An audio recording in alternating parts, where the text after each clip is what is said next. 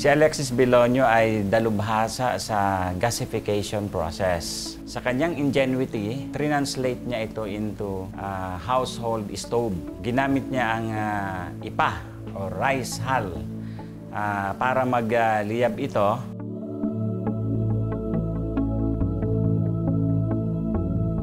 Ang process ay dinagdagan niya ng hangin sa ilalim, sinindihan yung ipa na nagpuproduce ng carbon monoxide at nabuo yung carbon, oxygen, and hydrogen mixture kaya naging gaseous ito.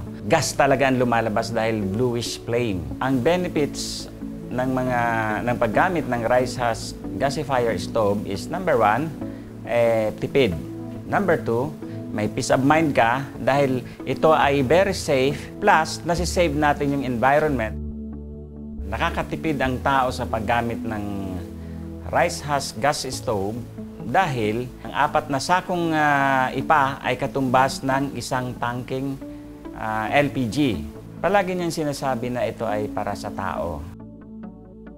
Ang mas nakikita ni Alexis na katuparan ng kanyang ginawa ay kung ito ay gagamitin ng malawakan dahil makakatipid ang Pilipinas, mga tao, masisave ang environment.